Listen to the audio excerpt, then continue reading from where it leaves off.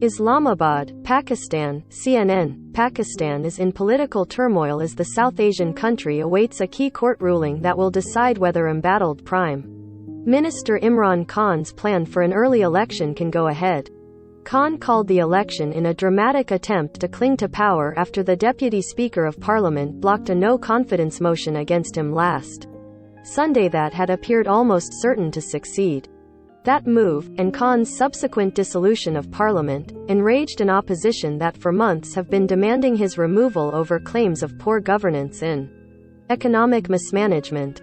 The opposition responded by accusing Khan of treason and asking the country's highest court to rule on whether the prime minister had breached the constitution. The court battle is the latest escalation in a crisis that has been smoldering for weeks, with Khan already having lost the backing of key political allies and the country's powerful military. Khan's main hope now appears to be that his enduring popular appeal with voters, fueled by his stellar former cricket career, his unique brand of Islamic populism and his claims of foreign interference in Pakistan's affairs, can keep him in the driving seat.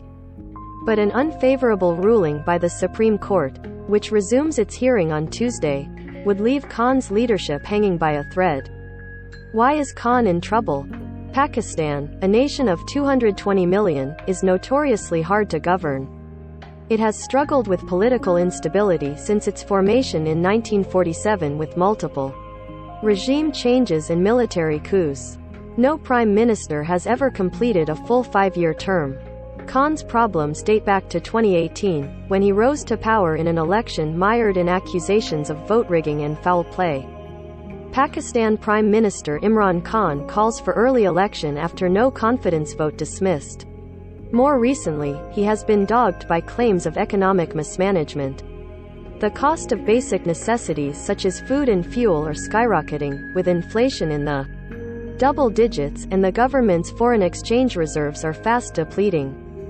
Some members of Khan's coalition government had deserted him over his perceived failure to work with them, and he has alienated the military, long a kingmaker in the country's politics, that once supported him. On March 8, the opposition filed for a no-confidence vote to be held in parliament as they urged Khan to resign. The prime minister's subsequent actions have only fueled his critics, with opposition leader Shahbaz Sharif calling them nothing short of high treason. Why has the military abandoned Khan? Pakistan's military, which has long influenced foreign policy, appears to have been angered by a series of diplomatic moves by Khan that have shifted the country away from the United States and closer to China and Russia. For much of his term, Khan has pushed anti-American rhetoric, blaming the U.S. for the situation in Afghanistan. In a sign of how frayed relations have become, U.S. President Joe Biden and Khan have not spoken since Biden took office last year. Pakistan's Imran Khan says world should give Taliban time on human rights but fears chaos without aid.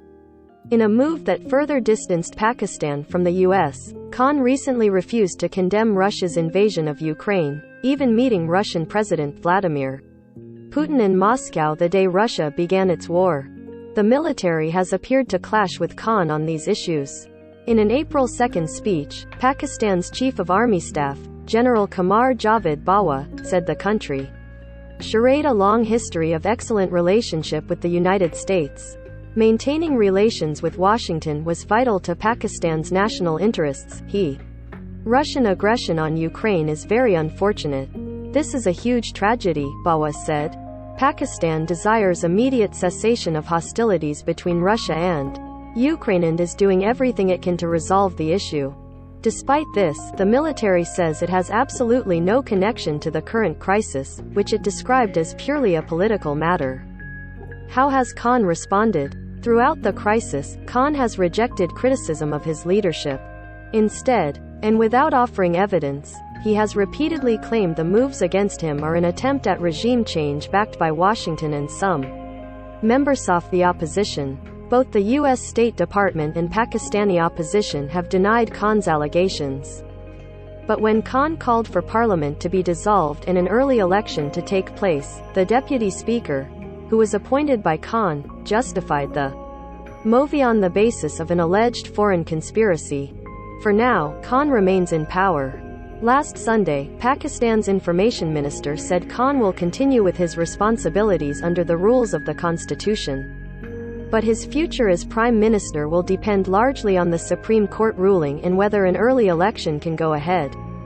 Pakistani Prime Minister Imran Khan speaks during the 48th session of the Organization of Islamic Cooperation (OIC) Council of Foreign Ministers in Islamabad on March 22, 2022.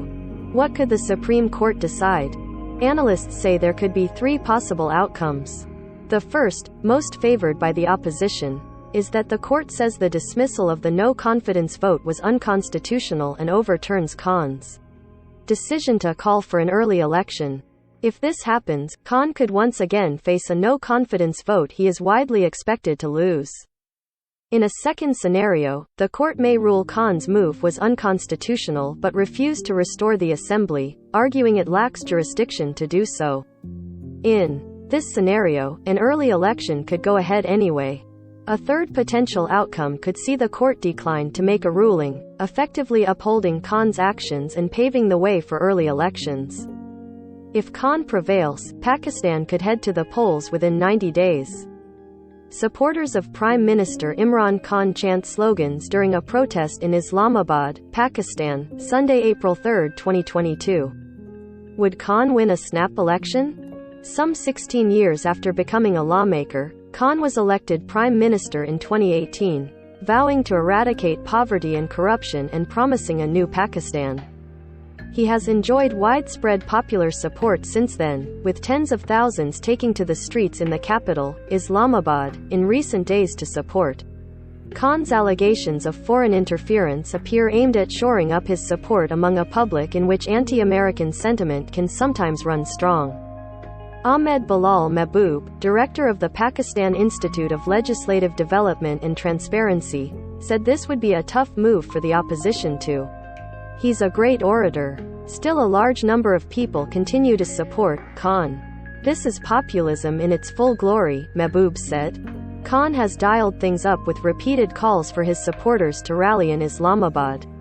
He has also accused the opposition of corruption. We have made the decision to dissolve Parliament, because ever since I came to power I was being asked to resign, he said in an address to the nation on.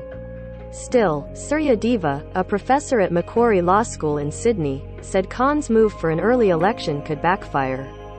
Khan has not been able to manage the economy well, and with a growing rift with both external and internal allies, even elections will not be easy for him, Deva said. CNN's Sophia Saifi wrote from Islamabad and Ria Moghul wrote from Hong Kong.